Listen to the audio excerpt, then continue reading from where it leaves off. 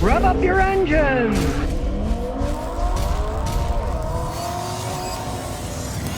Well, it's a good thing I'm not part of corporate media because the United States Energy Department has been caught massively cheating to boost electric vehicle efficiency data. And the corporate media is ignoring this. Well, I'm not part of the corporate media, so I'm not ignoring them.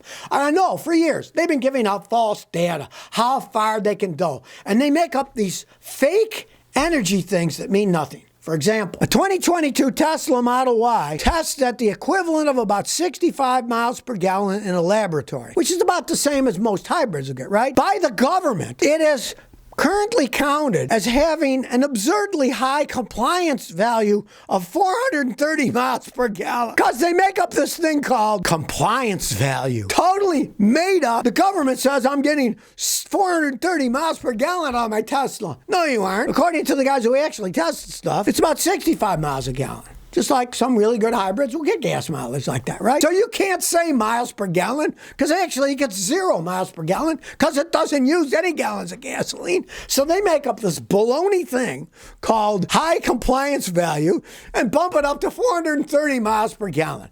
Total nonsense, yet people fall for this. And of course, what this ties into that you might not know, places like Tesla that make these things, they get what are called compliance credits that they can trade for cash. That's why I always tell people, the stupid carbon credit thing is baloney. They make up figures, then they say stuff like, well, we got this Brazilian rainforest, you see, and we didn't cut the trees down. So we'll get a carbon credit worth all this money. We'll sell it to these corporate. I mean, it's absurd. It's totally absurd that they can make money just saying, well, we didn't cut the forest down, so here, give us some money, all right? And then somebody else somewhere else can pollute and buy the carbon credit. This nonsense is exactly the same compliance value of 430 miles per gallon. I mean, it's ridiculous. And of course, most people don't know any of this stuff because, like you say, the media doesn't talk about it. Why? What does the media do? They run advertisements for these companies trying to sell you these crappy electric cars. They're not slit their own throats and tell you the truth about this stuff. I'm telling you the truth because I hate getting ripped off. I hate seeing people getting ripped off. Look at all the people in California that got ripped off. They put solar panels and they said, oh, we'll buy the electricity back you don't use. And in the beginning, they paid them good money back. And now they came up with some other ridiculous figure and they say, well, now what we're paying you back, it's different. It's figured out by this formula called blah, blah, blah. And now they're hardly getting any money back for the electricity they don't use. And that's why everybody in California is furious about it. And a whole bunch of the solar panel installers in California have gone bankrupt because people aren't buying it. Like, this was a joke. They ripped us off again, right? And anything that has to do with made up figures like that is just ripping everybody off. Well, if you're like me, you want to know what happened to those stranded motorists in Chicago.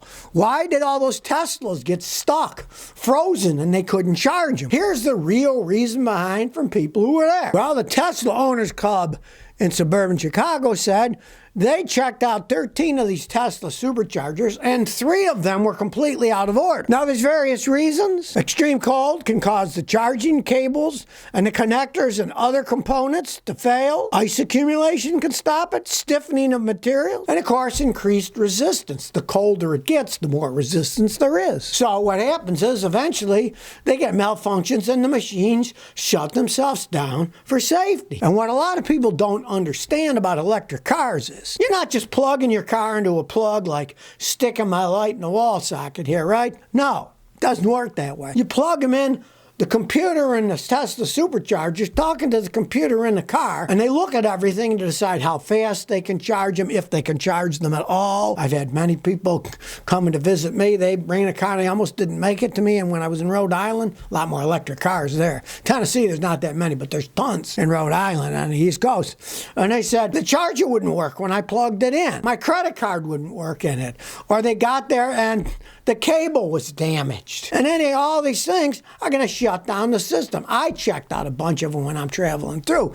And a bunch of them say, oh, this is inoperative. Call 1-800 blah, blah. Well, what good is that going to do you when you're out of electricity and want to plug your car in and the machine says, call a 1-800 number. And here's something that a lot of people don't know about electric cars. They have liquid electrolyte in them. They will freeze. So if you're not using your Tesla, it uses 1% of the battery power every day if you have it completely shut off. But a lot of people use the Sentry Mode, which is anti-theft thing, right? So you can look at cameras, it can be checked to see if anybody's stealing the car. And get this, under Sentry Mode, the car can sap as much as 15% of your battery pack capacity in 24 hours. So let's say you park at an airport, you got it there for a week or two, you come back, and your Tesla's dead. I remember watching James May, guy from the original Top Gears. He had one in California, one of his places. He didn't use it much. He came back and the thing was stone cold dead. He had to take parts of the car apart to get to the regular small battery and charge it up so he could get the thing running again. Well, a lot of people don't understand too is when you start an electric car, it doesn't use a 700 volt system. It uses a 12 volt system. And when that little bitty battery goes dead, guess what? Your whole car's dead and you can't use it. So sitting, it doesn't take that much to drain these stupid little batteries out. That's what happened to James May. He had to take half the car apart. He said, why didn't they just have a plug like I had on my motorcycles where you could just put a battery tender and just hook that up to the battery off a little plug and then it would be fine because then it would be plugged into the wall and the small battery would keep a charge so then the car would start up when you got there, right? I mean, these things aren't planned out well at all and their charging systems out in the cold are even worse. These charging machines, they're not inside a garage that's heated. They're outside in the elements. And what do you think's going to happen when it's 15 degrees or 15 below zero Fahrenheit, right? These machines are not going to work because they're electronic machines. Electronic machines do not work good in the elements when it's cold outside. Tons of electricity charging another car. It's doubly so. These people were stranded. And there's only a certain amount of people that own those cars now. Imagine if there were actually millions and millions of people who owned them. The rat's nest that would be created when it's cold outside when people need to charge them up. Well, thank goodness now normal people are driving the Tesla Cybertruck. Before it was all the people that work for them and, that BS. Now people are putting up YouTube videos showing what rolling piles of crap the cars are. Trucks, whatever you want to call it, right? This guy took a Tesla Cybertruck on a cross-country trip. He went from Austin, Texas to the Joshua Tree Monument in California and back, right? He went 1,340 miles and he had to stop 12 times to charge. That's not very far range, right? So it's bad enough that his trip from Austin to Joshua Tree that normally it'd take him less than 20 hours, took him like 27 hours plus because he had to keep stopping and charging. And it's not like, you stop, stretch your legs, put a little gas in. No, it takes a long time to charge the things up, right? They have huge batteries. Mr. Wang is the one that drove it. Said, I'm supposed to get 320 miles of range. It felt like my range was cut in half. We had to stop 12 times. 1,340 mile trip. As per usual, they lie about how far these things can go. You're going to be charging them up all the time. And of course, this wasn't even particularly cold weather. He was going from Austin to California, right? Try doing it in Alaska or Canada or someplace where it's really cold. He would have had to stop even more to charge the stupid thing up. So don't believe any of this nonsense about the range that they actually have till you get in the real world and drive them. And then, of course, it's too late. You already own the thing. So take heed of these people. Let's see how other people say about it. Hey, this guy, at least he was honest. He said, look how many times I had to stop to charge the thing up. Because, of course, what people don't understand that don't know anything about electric cars is they always give you some ridiculous charging time to charge them.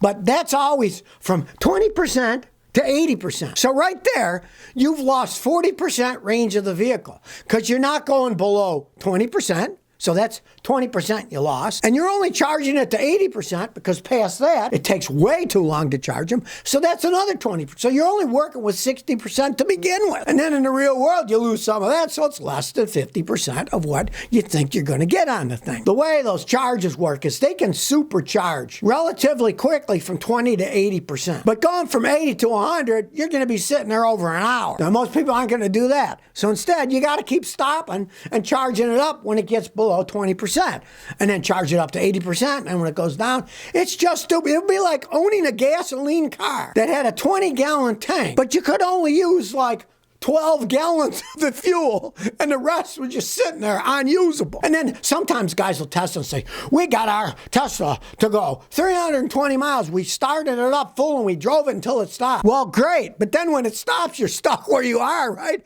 Who wants to be stuck in the middle of nowhere with no electricity, right? So you got to stop all the time. And if you do want to charge it to 100%, you're going to be sitting there 45 minutes or an hour each time. And in that case, if he would have done that, he stopped 12 times. That would have added 12 hours to his trip, you know? I mean, these things are not made for regular people to drive any type of distance. They just aren't.